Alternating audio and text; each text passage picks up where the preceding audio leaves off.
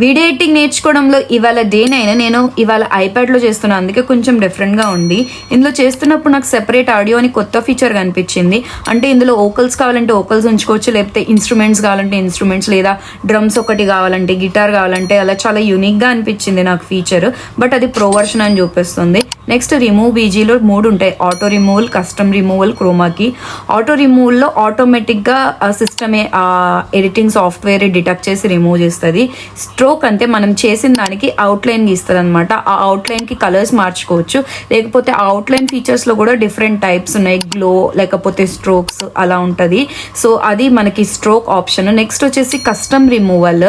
Custom removal అంటే మనం brush తోటి ఎక్కడైతే డ్రా చేస్తామో అదొక్కటి రిమూవ్ చేస్తుంది. అది చేసిన తర్వాత దాన్ని ఎరేస్ కూడా చేసుకోవచ్చు, క్లీనప్ చేసుకోవచ్చు మనం రిమూవ్ చేసిన దాన్ని.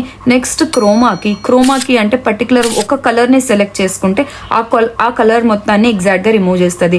దీన్ని ఫర్ ఎగ్జాంపుల్ గ్రీన్ స్క్రీన్స్ మీద వీడియో షూట్ చేస్తారు కదా, వాటికి ఎక్కువగా యూజ్ చేస్తారు.